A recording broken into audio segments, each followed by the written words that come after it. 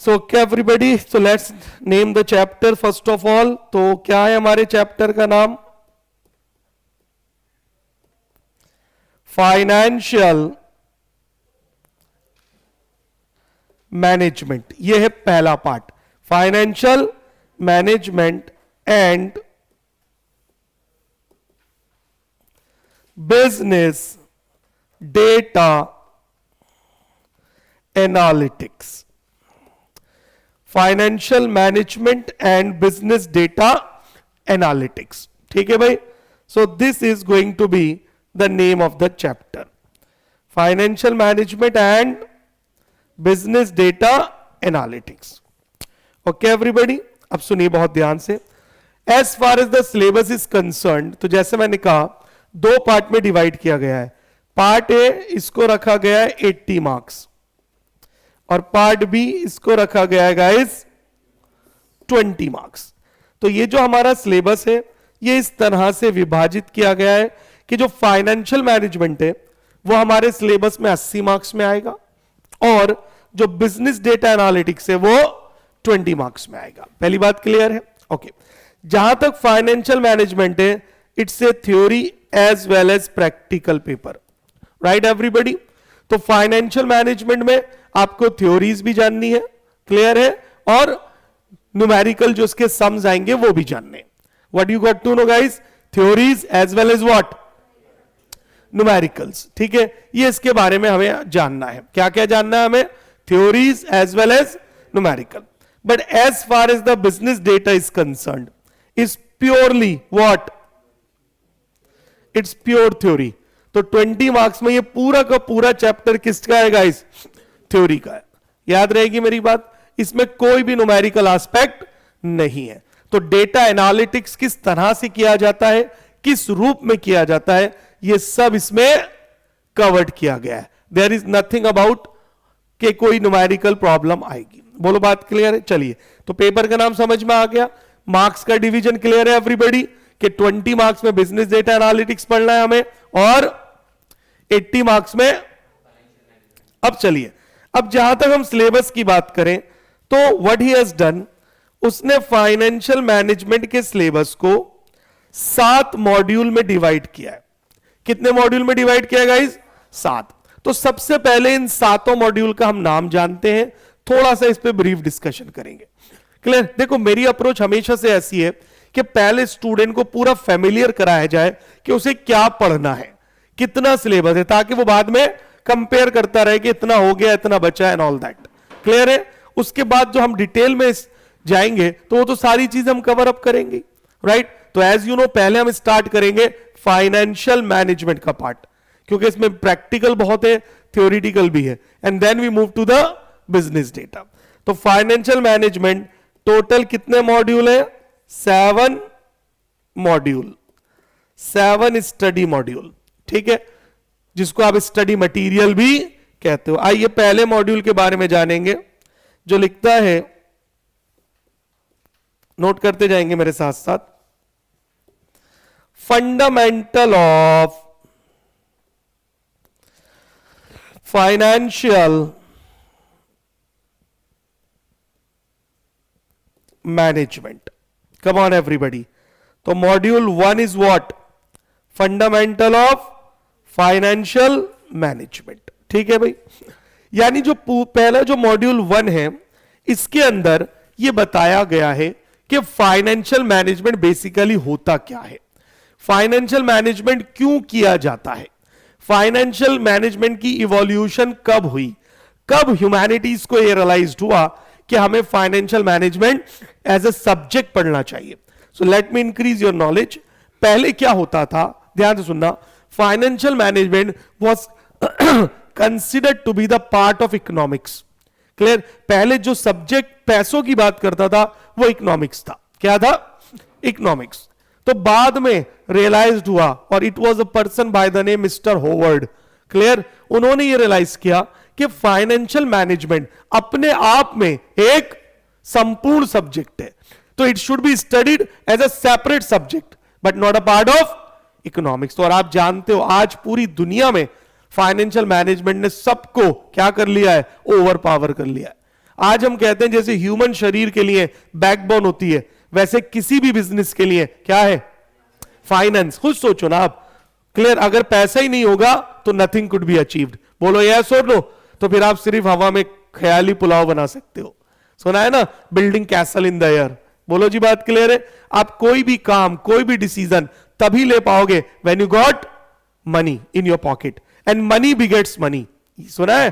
पैसे को पैसा ही कमाता है, तभी तो अमीर आदमी अमीर हुए जा रहा है और गरीब गरीब। तो अगर आप मुझसे पूछो वन लाइन में, sir what is financial management, वैसे तो हम डिटेल में चैप्टर पढ़ेंगे, तो मैं एक लाइन बोलूंगा जो आपको लाइफ टाइम याद रखनी है कि financial management can be defined as the science of money.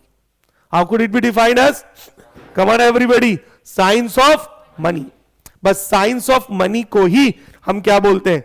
Financial management. तो ये जो पहला स्टडी नोट है ये पूरा इसके बारे में डिस्कस करता है। बोलो जी, बात क्लियर? कि इंट्रोडक्शन क्या है, टाइम वैल्यू ऑफ मनी कैसे चेंज होती है, रिस्क और अनसर्टेनिटी का हमारे ऊपर क्या इफेक्ट पड़ता है। तो इन डेप्थ स्टडी होगी। पहला आइडिया मिल गया, कम ऑन एवरीबॉडी। तो ये एक इंट्रोडक्शन है। आइए अब अगर आप मॉड्यूल 2 की बात करेंगे, ठीक है जी, तो उसका नाम है institutions and instruments in financial markets. ठीक है जी, institution and instrument in financial markets. ठीक है जी। तो अब गाइस ये 30 सेकंड मॉड्यूल डील करता है कि जो फाइनेंशियल मार्केट्स होती हैं वो किस प्रकार की होती हैं, कौन कौन से इंस्टीट्यूशंस हैं जो फाइनेंस के लिए हेल्प करते हैं। क्या मतलब है गाइस? इंस्टीट्यूशन मतलब संस्थाएं। आपने नाम सुना होगा रिजर्व बैंक ऑफ इंडिया, सुना है? सर क्या बात कर रहे हैं, रोज सुनते हैं। बोलो जी, बात क्लियर है? तो ये क्या करता है रिजर्व बैंक? ये एक फाइनेंशियल इंस्टीट्यूशन है जो हमारे देश के फाइनेंस को गवर्न करता है। बोलो जी, क्लियर है? You have heard the word commercial bank, come on, insurance companies, clear, pension funds. तो these are all what? They are all institutions. Clear है? ये मैं कह सकता हूं ये किसी भी इकोनॉमी के स्तंभ होते हैं। एम आई राइट और रॉन्ग? अगर ये वीक होते जाएंगे तो हमारे देश की इकोनॉमी क्या होगी? कमजोर होती चली जाएगी। अरे यही तो पूरे पैसों का मोबिलाइजेशन करते हैं। बोलो यस और नो? पब्लिक से पैसा लेना है, इन्वेस्ट करना है, उस पर रिटर्न अर्न करनी है। क्लियर? तो ये सारी संस्थाएं हैं जो काम करती हैं। तो पहला रूल गया इसमें इंस्टीट्यूशंस। फिर आया इंस्ट्रूमेंट्स कि किस तरह से ये किया जाता है। तो इसके लिए हमारे पास है कमर्शियल मार्केट्स। क्या है? Commercial markets. वो क्या होती है, कितने प्रकार की होती है, पढ़ेंगे। फिर उसके बाद हमारे पास आता है मनी मार्केट्स। क्या आता है गाइस? Money market. तो मैं इन शॉर्ट में आपको बता दूं ये पूरा चैप्टर क्या है? थ्योरी है। इससे कोई न्यूमेरिकल नहीं बनता। पहले चैप्टर में फंडामेंटल में 2 टॉपिक्स हैं जो न्यूमेरिकल में हमें पढ़ने हैं। क्या क्या उनका नाम?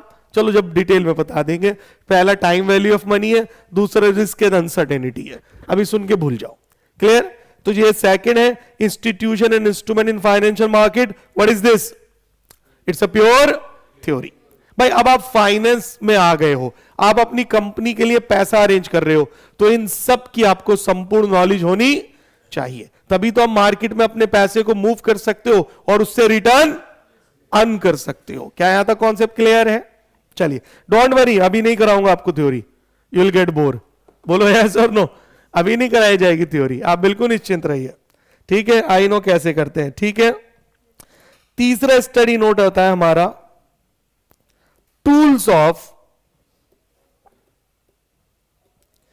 Financial analysis. क्या आता है guys? Tools of financial analysis. एक बार फिर से मैं आपको 12th क्लास में ले चलता हूं। नहीं सर, अब 12th में नहीं जाएंगे, अब तो इंटर में आ गए, अब थोड़ी जाएंगे 12th में।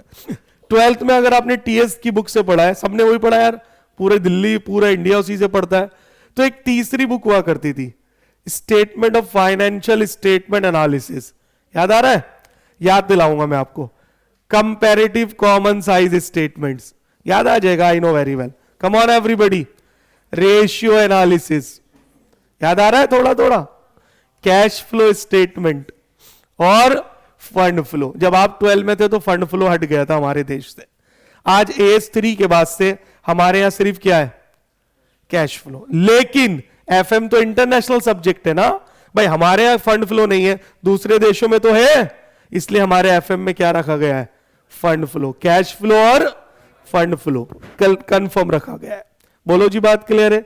तो ये जो है ना टूल्स ऑफ फाइनेंशियल एनालिसिस, कि अगर आप किसी कंपनी का फाइनेंशियल एनालिसिस करना चाहते हैं, आप ये पता करना चाहते हैं इन टर्म्स ऑफ फाइनेंस वो कंपनी स्ट्रांग है या वीक है, तो इनके लिए इन सारे टूल्स की आपको क्या पड़ेगी, आवश्यकता। बोलो क्लियर है। एक फाइनेंशियल एक्सपर्ट के ये सारे टूल्स होते हैं। बोलो जी, बात क्लियर। इनकी हेल्प से ही फाइनेंशियल एनालिसिस किया जाता है। जैसे रेशियो एनालिसिस आपने सुना होगा, पूरी दुनिया में सबसे पहले रेशियो किसने दी, ड्यूपॉन्ट कंपनी ने। किसने, ड्यूपॉन्ट, एन अमेरिकन कंपनी। अगर आप थोड़ा सा भी इतिहास जानेंगे तो पहले सबसे बड़ी दो ही कंपनी थी इस दुनिया में, एक GE, have you heard the name, general electric, कभी नहीं सुना आज तक, माय गुडनेस, चलो आप सुन लो, अब है। और सेकंड वन वाज ड्यूपॉन्ट। तो ये जो रेशियो है ना, ड्यूपॉन्ट का तो ऐड भी आता है यार टीवी पर। ड्यूपॉन्ट हर ऑलमोस्ट सारे प्रोडक्ट बनाती है, एग्रीकल्चर प्रोडक्ट भी बनाती है, केमिकल प्रोडक्ट भी बनाती है, एंड ऑल दैट। क्लियर है। तो रेशियो जो उसने दी थी ये उसी की देन है। जो आप रेशियो पढ़ते हो तो सबसे पहले उन्होंने ही अपने प्रॉफिट को रेशियो की हेल्प से एनालाइज किया था। आप एक रेशियो पढ़ते हो ROI, रिटर्न ऑन इन्वेस्टमेंट्स, वो इसी की देन है कि किस तरह से हम मेजर करें कि एक कंपनी की रिटर्न कितनी आ रही है उसके लगाए हुए पैसे पर। ठीक है, चलिए एनीवे मैंने एक आइडिया दिया, बहुत विस्तार में ये चैप्टर पढ़ना है। क्लियर है। Tools of financial analysis. अगर मैं लास्ट पेपर की बात करूं तो इस चैप्टर में से 2 क्वेश्चन पूछे उसने लास्ट पेपर में, 8-8 नंबर के। एक क्वेश्चन पूछा रेशियो का और एक क्वेश्चन पूछा कैश फ्लो का। बोलो जी, बात क्लियर है। तो ये दोनों question out of this study module 3 में से आए हैं। तो ये मैं कह सकता हूं ये पूरा का पूरा प्रैक्टिकल है। थ्योरी तो सबके साथ अटैच है ही। बोलो यस और नो। कॉमर्स में तुम्हें पता है 100% प्रैक्टिकल तो कोई पेपर हो ही नहीं, होता ही नहीं। अकाउंट्स ही ले लो, क्या सिर्फ प्रैक्टिकल होता है, उसके बाद थ्योरी भी जोड़ देते। क्लियर। तो इसलिए इसमें हमें खूब अच्छी तैयारी करनी है, अच्छी प्रैक्टिस करनी है। क्या याद क्लियर है। तो ये 4 टॉपिक इसमें बनते हैं, comparative statement, common size statement, ratio analysis, cash flow as well as fund flow. Cash flow तो आप जानते हैं, क्लियर, लेकिन फंड फ्लो आप नहीं जानते, जो यहां पढ़ना है। ठीक है। अच्छा, किसी गलत फहमी में मत रहना कि 12th वाला ही कैश फ्लो है। तो यहां क्वेश्चन जो आया पहले ही पेपर में, जो क्वेश्चन था it was a very good question. तो वही स्टूडेंट करेगा जो एक अच्छी प्रैक्टिस करके पेपर में पहुंचा है with full of concepts. You understand me. Otherwise it will be a little bit tough. जहां तक रेशियो है, यहां रेशियोज उल्टी आती हैं। क्या मतलब सर, 12th में होता था ये रेशियो निकालो, यहां पर वो आपको रेशियो खुद निकाल के देगा सारी। आपसे बोलेगा ट्रेडिंग बना के दिखाओ, P&L बना के दिखाओ और बैलेंस शीट बना के दिखाओ। Is that clear. तो यहां उल्टा करना है। इस बार जो पेपर आया उसमें 2 क्वेश्चन थे, एक में तो सीधी सीधी रेशियो निकलवाई और एक में बोला ये बना के दिखाओ। तो रेशियो से हमें ट्रेडिंग, P&L और बैलेंस शीट बनाना पड़ेगा। समझ में आ गई बात। डोंट वरी, जब प्रैक्टिस करेंगे तो अच्छे से तैयारी हो जाएगी। ठीक है जी। अब आता है मॉड्यूल 4। इसको हम बोलते हैं सोर्स ऑफ फाइनेंस एंड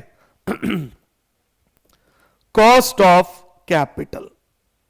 ये बहुत इंपॉर्टेंट सारे मॉड्यूल हैं, ये प्रैक्टिकल। क्या है इसका नाम guys, source of finance and cost of capital. Source of finance and cost of capital. पिछले पेपर में भी एक फुल फ्लैश सम आया है out of this question chapter. भाई सीधी सी बात है, एक कंपनी को पैसा चाहिए बिजनेस करने के लिए। टेल मी यस और नो। यार कंपनी की बात छोड़ो भाई, आप छोटी सी कोई दुकान खोल रहा हो, पान की दुकान, उसके लिए भी पैसा चाहिए। अब आप सब जानते हो कंपनी पैसा कहां से रेस करती है। Where did they collect the money from? From the market. बोलो क्लियर है? In the form of shares, in the form of debentures, in the form of terms loan. बोलो यस और नो, क्लियर और not? तो ये हमारे क्या है? ये हमारे सोर्सेज हैं। किस चीज के? फाइनेंस के। अब मेरा प्रश्न आपसे, are they available free of cost? क्या अगर मैं शेयर होल्डर से पैसा लूं तो क्या वो अपना पैसा मुझे फ्री में देने को तैयार है? अगर मैं बैंकों से लोन लूं, डिबेंचर होल्डर से पैसा लूं, are they ready to offer free of cost? नहीं सर। शेयर होल्डर, चाहे वो इक्विटी हो चाहे वो प्रेफरेंस हो, they demand dividend. Come on everybody, clear है? Debenture holder as well as the term loan, they demand interest. तो जो कैपिटल हम रेस करते हैं ना, उसकी एक कीमत देनी पड़ती है हमें। एम आई राइट और रॉन्ग? तो इसलिए इस चैप्टर का नाम क्या पड़ा? Cost of capital. तो as a finance manager, as a financial expert, आपको यह डिसाइड करना पड़ता है कि कौन सा सोर्स कितनी कॉस्ट लेकर आ रहा है, and then you have to decide out of the given which one is the cheap to collect. Am I right और रॉन्ग? कि कौन सा सोर्स हमें लेना चाहिए कंपनी के लिए जो कि सस्ता पड़े, क्योंकि बिजनेस का एक ही नियम है, सस्ता लो महंगा बेचो। एम आई राइट और रॉन्ग? अगर आपकी कॉस्ट इतनी बढ़ जाएगी तो आपका प्रॉफिट अल्टीमेटली क्या होगा? कम हो जाएगा। क्या मेरी बात समझ में आ गई? तो मॉड्यूल 4 पूरा इस पे डील करता है। ठीक है जी, इस पर पूरा फुल फ्लैश समाया है पिछले पेपर में। ठीक है, चलिए अब आता है मॉड्यूल 5। मॉड्यूल 5 जो कि पूरे सिलेबस का सबसे इंपॉर्टेंट मॉड्यूल है, कैपिटल बजटिंग। क्या है गाइस? Capital budgeting. ये एक ऐसा चैप्टर है जो आपका पीछा भी नहीं छोड़ेगा till you clear your final exam. Final में भी आपको एफएम पढ़ना है, वहां पर उसका नाम है स्ट्रेटेजिक फाइनेंशियल मैनेजमेंट। तो वहां पर भी ये चैप्टर पूरा का पूरा आता है, कैपिटल बजटिंग। बोलो क्लियर है? कैपिटल मतलब पूंजी। What is the meaning of capital? Budgeting का मतलब होता है सोच समझकर खर्च करना। बोलिए हां या ना। इसके एग्जाम्पल ऐसे लो, आपको घर से जो पॉकेट मनी मिलती है, क्लियर है? अभी आप अर्निंग तो हो नहीं, क्लियर? जो भी आपको पैसा मिलता है ऐसे उड़ा देते हो? अरे बोलो, या पूरा सोच समझ के खर्च करते हो? जबकि वो तो बहुत बड़ा अमाउंट भी नहीं होता। कंपनी में तो करोड़ों रुपए का इन्वेस्टमेंट होता है, तो आपको क्या लगता है they invest without any thinking? नहीं। तो पूरा चैप्टर यही है, इसी को हम बोलते हैं इन्वेस्टमेंट डिसीजंस। क्या बोलते हैं? ये पूरा ये बताता है कि मुझे अपना पैसा कहां खर्च करना चाहिए, मुझे अपना पैसा कहां लगाना चाहिए, कौन से प्रोजेक्ट में इन्वेस्ट करना चाहिए जिससे रिटर्न मिले। क्लियर? तो ये बहुत डिटेल चैप्टर है। कंफर्म एक क्वेश्चन आना इससे, कंफर्म याद रख लो। ऐसा आज तक नहीं हुआ इतिहास में कि पेपर आया हो और कैपिटल बजटिंग से सम ना आया हो। इम्पॉसिबल है, चाहे वो इंटर का एग्जाम हो चाहे फाइनल का। भूल जाओ कि आउट ऑफ दिस चैप्टर कोई क्वेश्चन नहीं आएगा, हो ही नहीं सकता, क्योंकि यही तो है सबसे डेंजरस और important chapter for the exam, capital budgeting. अब हम वो कैसे करते हैं, क्या उसकी टेक्निक्स हैं, वो हम स्लोली एंड ग्रेजुअली पढ़ेंगे। ठीक है भाई? मॉड्यूल 6 आता है गाइस हमारे पास, जिसको हम कहते हैं वर्किंग कैपिटल मैनेजमेंट। हाँ जी गाइस, क्या बोलते हैं इसको? Working capital management. ठीक है जी। अब वर्किंग कैपिटल क्या होता है? That part of capital which is available और which is used for day to day operation of the business. मतलब कैपिटल का वो पार्ट जो रोजमर्रा के कामों के लिए हमें चाहिए, उसको बोलते हैं वर्किंग कैपिटल। उसका अरेंजमेंट कैसे होगा, उसका मैनेजमेंट कैसे होगा? आसान शब्दों में बोलूं तो इसमें करंट एसेट्स और करंट लायबिलिटीज आती हैं। क्या आती है? करंट एसेट को कैसे मैनेज करते हैं, करंट लायबिलिटीज को कैसे मैनेज करते हैं, एक कंपनी का वर्किंग कैपिटल एस्टिमेशन किस तरह से लगाया जाता है, ये सब इसमें है। क्लियर है? तो इसके अंदर इन टोटल 3 टॉपिक कवर होते हैं, बल्कि 4 कहने चाहिए मुझे। पहला स्टॉक मैनेजमेंट। क्या? Stock management. दूसरा वर्किंग कैपिटल एस्टिमेशन। क्लियर है? Working capital estimation. तीसरा डेटर मैनेजमेंट। डेटर, देखो ये सारी करंट एसेट ही तो है। चौथा कैश मैनेजमेंट। इस बार क्वेश्चन आया कैश मैनेजमेंट का। किसका क्वेश्चन आया? कैश मैनेजमेंट का। तो 4 टॉपिक इसमें हमें कवर करने होते हैं। Clear? Another very important chapter for the exam and pure practical. ठीक है, थ्योरी तो अटैच है ही। बोलो क्लियर है? मॉड्यूल 7 आता है हमारे पास, ठीक है जी, या इसी का पार्ट है, चलो इसी में बता देते हैं। इसमें एक चीज और आती है, वर्किंग कैपिटल फाइनेंस। मतलब अगर मैं बैंक से पैसा लूं, अगर मैं बैंक से पैसा लूं वर्किंग कैपिटल के लिए, तो बैंक मुझे कितना फाइनेंस करेगा। ठीक है जी, उसके अंदर हमें पढ़ना है टंडन कमिटी नॉर्म्स। क्या पढ़ना है? Tandon committee norms, Gilani committee norms, core committee norms. Clear है? अभी तो थोड़ा अजीब लग रहा होगा सुनने में, clear, but don't worry, slowly slowly you will B an expert in all that. Clear है? तो ये हमें इसमें पढ़ना है। आ रहा है भाई समझ में अभी तक? चलो, 7th and the last, that is financing decision of a firm. ठीक है जी, financing decision of a firm. एक फर्म का फाइनेंसिंग डिसीजंस क्या होता है, एक फर्म का फाइनेंसिंग किस तरह से होती है। इसमें दोनों चीजें आती हैं कि अगर हम पैसा लें तो कौन से सोर्स से लें, क्लियर, डेट से लें या इक्विटी से लें। बोलो जी, बात क्लियर है? हम अपने रिस्क को कैसे समझे, जिसको हम बोलते हैं लिवरेज। तो इसमें कौन सा चैप्टर पढ़ना है हमें? Leverage, EBIT, EPS analysis, dividend decisions. Clear? क्योंकि अगर आपने शेयर होल्डर से पैसा लिया है तो ultimately what they will demand for dividend. तो हमें उन्हें कितना डिविडेंड देना चाहिए। कहीं ऐसा ना हो सारा डिविडेंड उन्हें दे दे तो अब इन्वेस्ट करने के लिए हमारे पास पैसा बचे ही ना। बोलो जी, बात क्लियर है? तो उसके लिए अलग अलग मॉडल्स हमारे सिलेबस में रखे गए। प्रोफेसर जेम्स वॉल्टर मॉडल क्या है, गॉर्डन मॉडल क्या है, लिंटर मॉडल क्या है, मोडिग्लियानी मिलर मॉडल क्या है। क्लियर? तो ये सारे किस में रखे गए? डिविडेंड में। तो इसमें से 3 चैप्टर इंपॉर्टेंट बनते हैं। Clear? Leverages, dividend decision, EBIT analysis and capital structure of the firm. तो इस पर इस बार फर्म से क्वेश्चन आया आउट ऑफ दिस चैप्टर। तो अगेन प्रैक्टिकल। तो गाइस, ये है हमारा पूरा syllabus for financial management. Clear है? तो कितने मॉड्यूल में कवर्ड है? टोटल 7 मॉड्यूल में हमने इसको कवर अप करा है। ठीक है? क्या यहां तक कौन से समझ में आ गया? ठीक है, 7 के नाम याद है?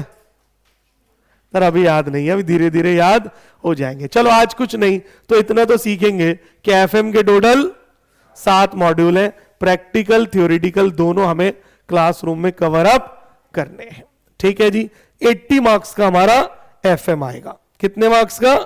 80 मार्क्स का। ठीक है जी, चलिए अब जरा बिजनेस डेटा की बात कर लेते हैं। उसके भी मॉड्यूल, एटलीस्ट नाम तो पढ़े, आज से शुरुआत तो हो, कम से कम नाम ही पढ़ेंगे। एम आई राइट और रॉन्ग?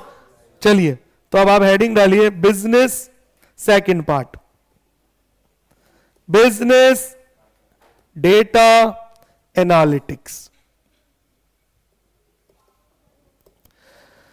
अगला क्या आता है जी? Business data analytics. इसमें टोटल 4 मॉड्यूल रखे गए और जैसे मैंने आपको अभी बताया सर, ये 20 मार्क्स में आएगा और कंप्लीट थ्योरी, कंप्लीट थ्योरी, इसका न्यूमेरिकल कोई होता नहीं है। अच्छा, आपका पेपर पार्ट ए और पार्ट बी में डिवाइड नहीं होगा, एक ही पेपर है, उसी में डेटा का क्वेश्चन मर्ज्ड है। क्या मेरी बात क्लियर है? जैसे आपने एफएम का एक क्वेश्चन उठाया तो मान लो 10 मार्क्स का है, उसने एफएम वाला पार्ट पूछा ए में और बी में 5 मार्क्स का डेटा का क्वेश्चन पूछ लिया। क्लियर? तो मतलब वो एंड दे रहा है कि आप छोड़कर नहीं जा सकते, वरना आप क्वेश्चन पूरा अटेम्प्ट नहीं कर पाओगे। बोलो, बात समझ में आती है यहां तक? तो इसलिए आपको पूरा सिलेबस करना। और याद, प्रोफेशनल एग्जाम का पहला नियम यही होता है कि 100% कवरेज ऑफ सिलेबस, और वो भी in depth with lot of practice. तब आप होप करोगे कि you will be able to clear the exam. ठीक है जी, चलिए, इसका पहला मॉड्यूल आता है मॉड्यूल नंबर 8। क्या है वो नोट कर लेंगे मेरे साथ साथ। Introduction to data science. for business decision making. हाँ जी, पहला टॉपिक क्या लिया हमने? Introduction to data science for business decision making. आप जान लीजिए गाइस, डेटा का मतलब है इंफॉर्मेशन। डेटा का क्या मतलब है? इंफॉर्मेशन, या डेटा मींस इंफॉर्मेशन। तो किसी भी बिजनेस में सही डिसीजन तभी लिया जा सकता है जब आपको कंप्लीट इंफॉर्मेशन हो उस टॉपिक के ऊपर। बोलो जी, बात क्लियर है? अगर आपकी इंफॉर्मेशन, आपकी नॉलेज में थोड़ी सी भी कमी आ गई तो आपका डिसीजन एक्यूरेट नहीं हो सकता। और हम कहते हैं सर बिजनेस डिसीजन बहुत ज्यादा क्रूशियल होते हैं। One wrong decision can destroy everything. एक गलत डिसीजन सब कुछ नष्ट कर दे सकता। क्लियर? कैसे? मैं आपको एग्जांपल देता हूं। आपको पता है एक टाइम था भारत में सिर्फ नोकिया का फोन चलता था। India is the biggest market for the world, yes और नो? कोई भी कंपनी हमारे साथ हमारे बाजारों में आना चाहती है। रीजन? क्योंकि हर एक के लिए, हर प्रोडक्ट के लिए इंडिया क्या है? एक बहुत बड़ी मार्केट है। बोलो जी, बात क्लियर है? फॉर एवरी प्रोडक्ट, चाहे वो कॉस्टली से कॉस्टली हो, चाहे वो चीपर से चीपर हो, क्योंकि हमारे यहां हर प्रकार के लोग अवेलेबल हैं। बोलो जी, बात क्लियर है? तो कोई भी कंपनी हमारे बाजारों में आना चाहती है और बिजनेस करना चाहते हैं। क्लियर है? तो नोकिया से बस एक गलती हो गई थी। जब पूरा डिसीजन स्मार्टफोन की तरफ जाने लगा तो वो अभी भी कीपैड में फोन में लगे थे। और आप देखो, आपने खुद अपनी आंखों से देखा है, पूरा भारत कैप्चर कर लिया था सैमसंग ने। एम आई राइट और रॉन्ग? क्लियर? आज तक नोकिया अब दोबारा हमारे देश में एंट्री नहीं कर पाया। एंट्री मतलब ये नहीं कि उसे बैंड लगा दिया, मतलब the people are now not willing to buy its phone. बोलिए, आप में से किसी के पास है नोकिया का स्मार्टफोन? है ही नहीं। क्लियर? हाँ, आज भी इतने फोन आने के बाद भी सैमसंग बहुत लोगों के पास मिल जाएगा। बोलिए यस और नो? तो उसने सही टाइम पर इंफॉर्मेशन को कैप्चर्ड करा और उस एफोर्डेबल प्राइस पे फोन लॉन्च करा कि एवरीबॉडी कुड बाय। महंगे से महंगा फोन भी है उसका और सस्ते सस्ता फोन है। जहां नोकिया 10-10 हजार रुपए में कीपैड वाले फोन दे रहा है, उसने 6-6, 7-7, 8-8 हजार में स्मार्टफोन लॉन्च कर दिए। पूरा भारत स्विच ओवर कर गया। एम आई राइट और रॉन्ग? तो one wrong decision can finish you. अब देख लो, आप कुछ भी नहीं है नोकिया, इतना बड़ा बाजार उसने खो दिया। क्लियर? अब वो कित बार में उसने कितनी कोशिश की हमारे देश में एंट्री करने की, लेकिन people do not rely upon him. Clear? उन्होंने उसका फोन लिया ही नहीं।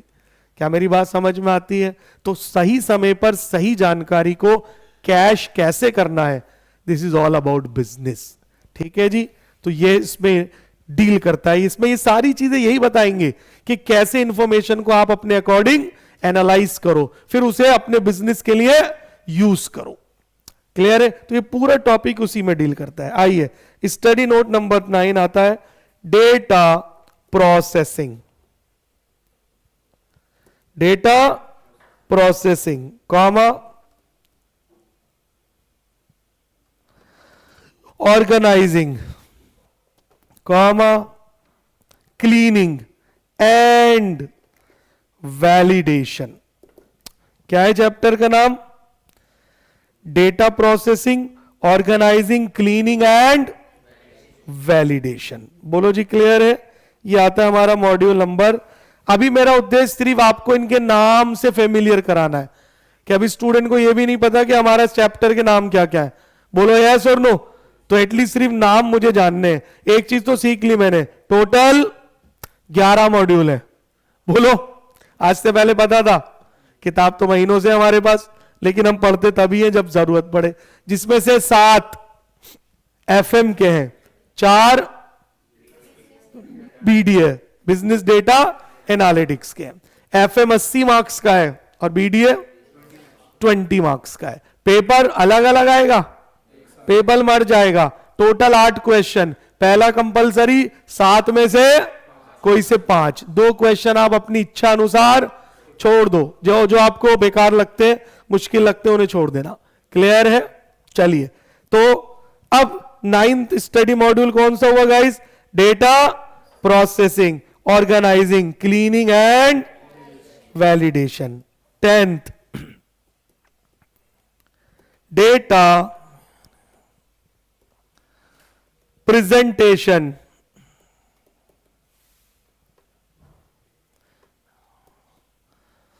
Visualisation and graphical presentation. ठीक है जी। तो क्या है? Data presentation, visualization and graphical presentation, and graphical presentation. ठीक है जी। And last but not the least, जिसको हम बोलते हैं डेटा एनालिसिस एंड मॉडलिंग। आज तक आपने मॉडल को ही मॉडलिंग करते देखा है, हम डेटा से भी मॉडलिंग करवाते हैं। क्लियर है? तो कैसे करवाएंगे इसमें डिटेल में डिस्कस करेंगे। Data analysis and modelling. ठीक है एवरीबॉडी? सो गाइस, ये है हमारा पूरा सिलेबस जिससे हमने आज अपने आप को फेमिलियर कर लिया। ठीक है जी। कोई दिक्कत अभी तक? तो टोटल कितने मॉड्यूल हुए? 7 for FM and 4 for data analytics. FM का पेपर प्रैक्टिकल थ्योरेटिकल होगा और डेटा का पेपर पूरा का पूरा थ्योरी होगा। चलिए गाइस।